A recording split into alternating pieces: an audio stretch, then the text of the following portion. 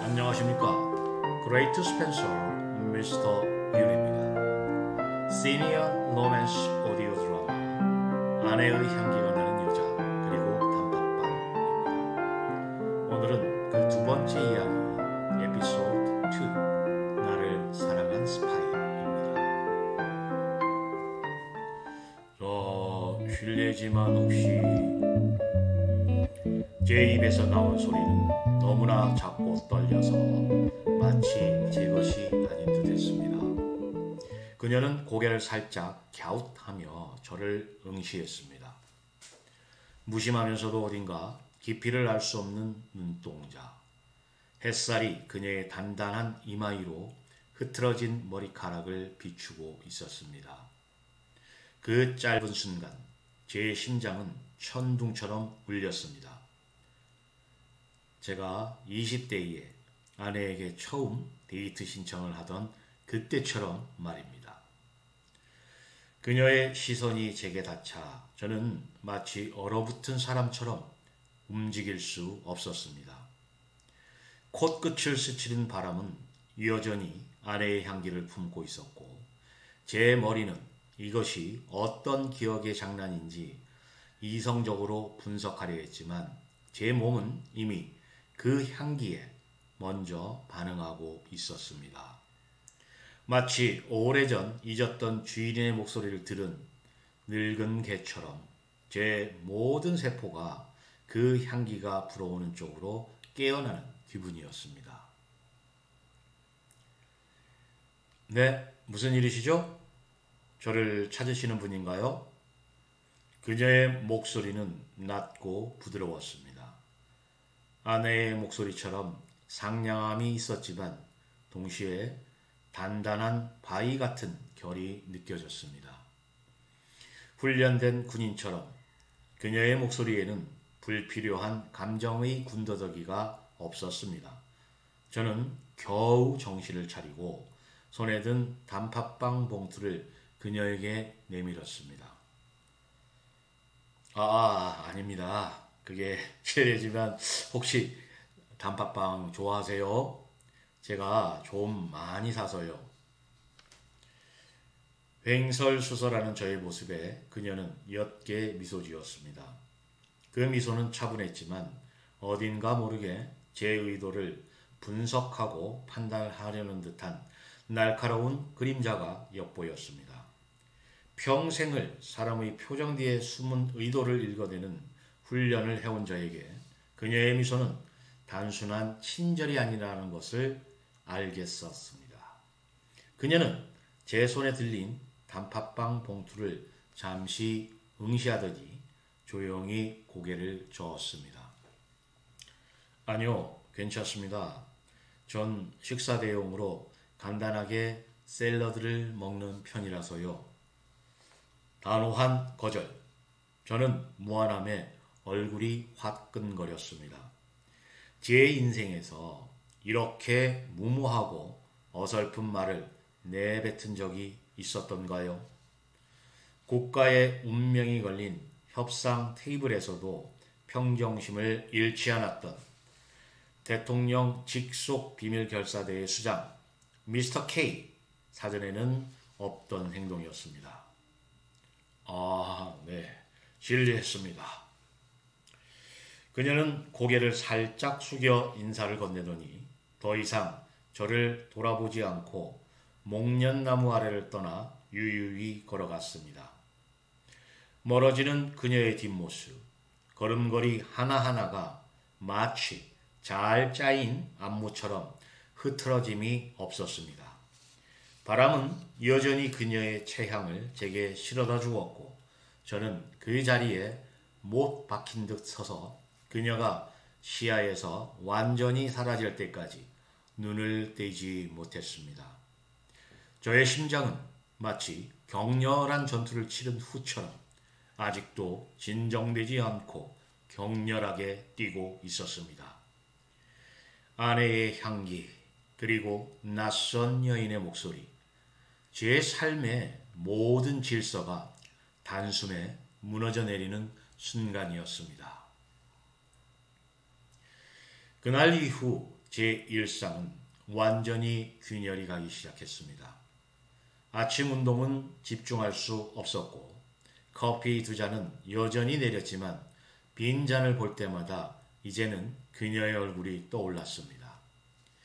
서재에 앉아서 장부를 펼쳐도 숫자는 눈에 들어오지 않고 오직 그녀에게서 났던 아내의 향기, 그 향기만이 머릿속을 맴돌았습니다. 제 이성은 이 모든 것이 깊은 상실감이 만들어낸 감각의 오류다라고 없는 팔이 아픈 환상통처럼 기억이 감각을 속이는 것이라고 끊임없이 저를 설득하려 했습니다.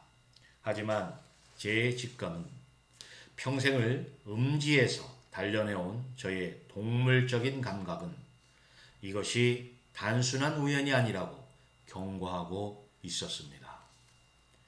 결국 저는 수십 년 만에 처음으로 사적인 목적을 위해 저의 보이지 않는 고난을 사용하기로 결심했습니다. 저는 집안 깊숙한 곳 완벽하게 방음 처리된 서재의 비밀 공간으로 들어갔습니다.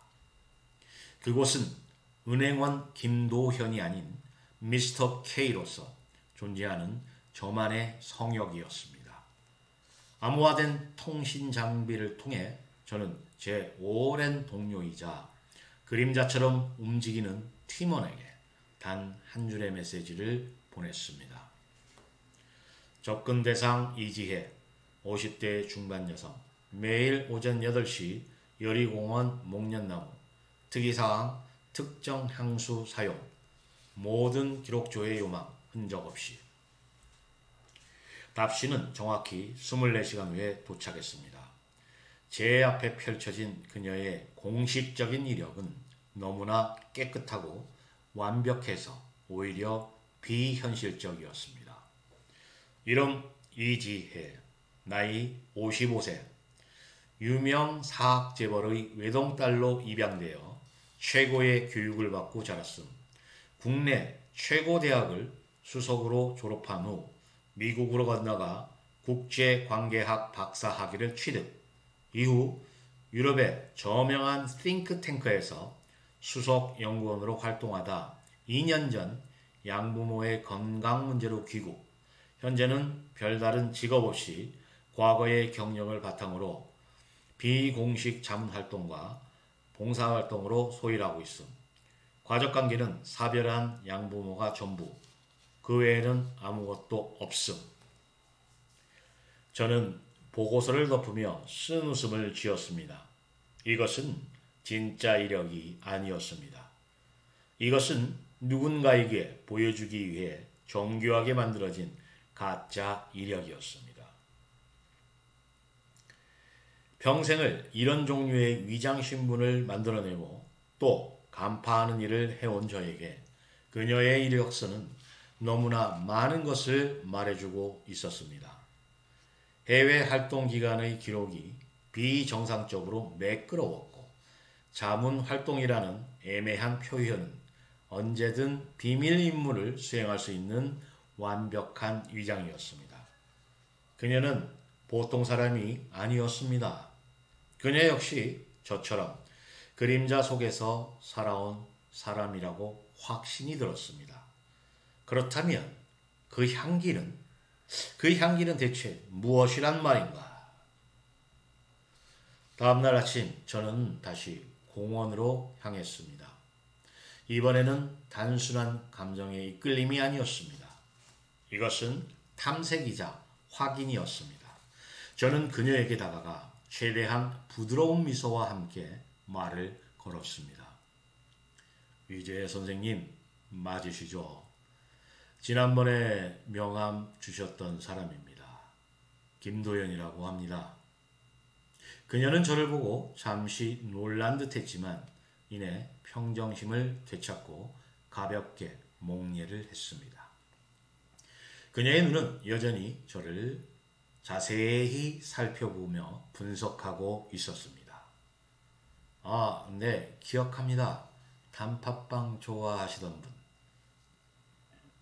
그녀의 말에 제 심장이 덜컥 내려앉았습니다. 그녀는 저를 단팥빵을 좋아하던 사람으로 기억하고 있었습니다. 기억력이 좋으시군요.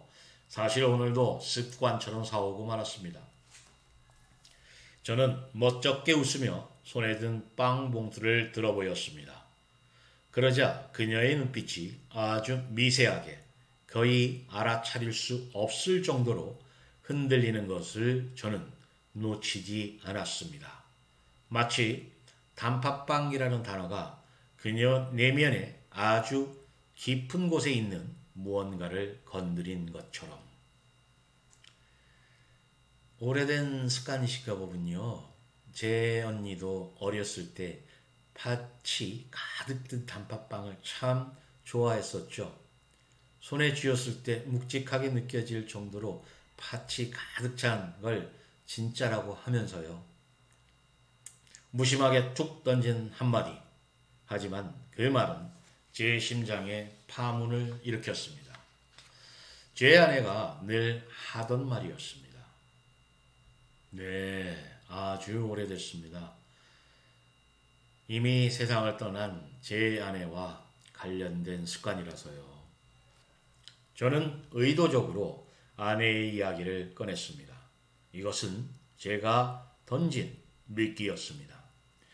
그녀의 반응을 보고 싶었습니다. 제 말이 끝나자마자 그녀의 얼굴에 드리워졌던 옅은 미소가 사라졌습니다. 대신 그 자리에는 아주 짙은 슬픔과 아련함이 뒤섞인 복잡한 표정이 스쳐 지나갔습니다. 그러셨군요. 죄송합니다. 제가 실언을. 아닙니다. 괜찮습니다. 혹시 실례가 안 된다면 잠시 같이 좀 걸으시겠습니까? 여쭤보고 싶은 게 있어서요. 그녀는 잠시 망설였습니다. 그녀의 머릿속에는 수만 가지 경우의 수가 계산되고 있다는 것을 저는 알 수 있었습니다. 그리고 그녀는 의외로 고개를 끄덕였습니다. 우리는 나란히 공원 산책길을 걸었습니다. 어색한 침묵 속에서 바람이 불 때마다 그녀에게서 풍겨오는 아내의 향기가 제 심장을 아주 많이 어지럽혔습니다. 저는 더 이상 참을 수 없었습니다. 이지혜 선생, 정말 무례한 질문이라는 걸 알지만 이것 하나만 여쭤봐도 되겠습니까? 말씀하세요. 혹시 지금 쓰시는 향수 어디 제품인지 알 수 있을까요? 제 아내가 쓰던 향수와 향이 너무나도 같아서요. 제 질문에 이지혜 씨는 그 자리에 우뚝 멈춰섰습니다. 그녀의 몸이 순간적으로 경직되고 온화했던 눈빛이 한순간 날카로운 칼날처럼 변하는 것을 느꼈습니다. 저를 바라보는 그녀의 눈에는 명백한 의심과 경계심이 가득했습니다. 마치 자신의 가장 깊은 비밀을 침범당한 스파이처럼. 김도연 씨, 당신 대체 누구죠? 어떻게 이 향기를? 오해하지 마십시오. 저는 그저 제 아내를 너무나 그리워하는 평범한 남자일 뿐입니다. 그 향기는 제 아내의 전부였고 제 모든 기억이었습니다. 그래서 여쭤보는 겁니다. 제발 알려주실 수 없겠습니까? 저의 눈에 담긴 진심을 읽었는지 그녀의 날카롭던 눈빛이 서서히 무너져 내렸습니다. 경계심이 있던 자리에는 거대한 슬픔의 파도가 밀려왔습니다. 그녀의 떨리는 목소리는 제게 믿을 수 없는 이야기를 시작했습니다. 이 향수는 시중에서 파는 게 아닙니다. 저희 아버지가 아주 오래전 프랑스에서 근무하실 때 아버지를 사랑했던 한 프랑스 여인이 만들어준 향수입니다. 그 집안은 16세기 때부터 대대로 내려오는 조향사 가문이었고 이 레시피는 외부에 알려진 적이 없는 1급 비밀이었죠. 이루어질 수 없는 사랑이었기에 그녀는 아버지에게 이 향수의 레시피를 선물했고 아버지는 그 답례로 갑오로 내려오던 작은 은장도 하나를 선물했다고 들었습니다. 그리고 그 레시피로 만든 향수는 저와 아주 어렸을 때 헤어진 제 언니 단 둘만이 가지고 있습니다. 그녀의 대답을 듣는 순간 제 머릿속에서 거대한 종이 울리는 것 같았습니다. 프랑스, 은장도, 헤어진 언니. 제 아내의 유품 속에는 아버님께 물려받았다던 작은 은장도 하나와 낡고 빛바랜 또 하나의 향수병이 잠들어 있었습니다. 아내는 평생을 그 동생을 그리워하며 살았습니다. 이 모든 것이 사실이라면 내 아내의 동생, 그녀가 바로 내 아내가 평생을 찾아 헤맸던 바로 그 동생이란 말인가. 하지만 그때였습니다. 우리의 대화에 집중하느라 우리는 주변의 위험을 전혀 감지하지 못하고 있었습니다. 산책길 코너를 돌던 순간 맞은편에서 달려오던 오토바이 한 대가 갑자기 방향을 틀어 이지혜 씨를 향해 돌진했습니다. 명백한 의도적인 공격이었습니다. 위험해! 제가 소리치기도 전에 이지혜 씨의 몸이 먼저 반응했습니다. 그녀는 믿을 수 없는 민첩함으로 몸을 날려 오토바이를 피했습니다. 보통 사람이라면 상상도 할 수 없는 중력의 법칙을 거스르는 듯한 움직임. 하지만 오토바이에서 내린 복면을 쓴 남자는 포기하지 않고 그녀를 향해 다시 달려들었습니다. 그 순간 제 몸 역시 수십 년간 잠들어 있던 본능을 깨웠습니다. 저는 제 앞에 있던 남자의 공격을 막아서는 동시에 상대의 힘의 방향을 역이용해 중심을 무너뜨렸습니다. 화려한 동작은 없었습니다. 오직 상대를 가장 효율적으로 무력화시키기 위한 최소한의 움직임, 짧고 간결한 손날로 남자의 목 옆 급소를 가격하자 그는 비명 한번 지르지 못하고 쓰러졌습니다. 하지만 그 찰나의 순간 저는 깨달았습니다. 이지혜 씨 역시 저와 똑같은 종류의 사람이라는 것을. 그녀의 움직임은 춤처럼 우아했지만 그 끝은 뱀처럼 치명적이었습니다. 상대의 관절을 꺾고 급소를 노리는 그녀의 동작들. 그것은 단순한 호신술이 아니었습니다. 오랜 시간 생사를 넘나드는 훈련을 거친 자만이 가질 수 있는 살아있는 무기와도 같은 움직임이었습니다. 우리는 서로를 바라보았습니다. 방금 전까지 아련한 추억과 그리움에 젖어 있던 우리 두 남녀는 온데간데 없고 서로의 정체를 파악하려는 두 마리의 맹수만이 그 자리에 서 있었습니다. 그녀의 눈빛이 제게 묻고 있었습니다. 당신 대체 누구야? 그리고 제 눈빛 역시 그녀에게 똑같은 질문을 던지고 있었습니다. 우리는 서로의 가장 깊은 비밀을 가장 원치 않는 방식으로 마주하고 만 것이었습니다. 아내의 동생일지도 모르는 여자, 그리고 그녀 앞에 선 정체를 숨긴 비밀 결사대의 수장. 우리의 인연은 이제 막 가장 위험한 서막을 올리고 있었습니다. 에피소드 2 나를 사랑한 스파이에 이어질 에피소드 3에서는 서로의 정체에 대한 의심을 품게 된 김도영과 이지혜의 아슬아슬한 탐색전이 시작됩니다. 그녀를 공격한 자들은 누구이며 그녀가 가진 비밀은 무엇일까요? 그리고 김도연은 자신의 정체를 숨긴 채 어떻게 이 진실에 다가갈 수 있을까요? 두 스파이의 위험한 로맨스가 본격적으로 펼쳐집니다. 기대해 주십시오. 감사합니다.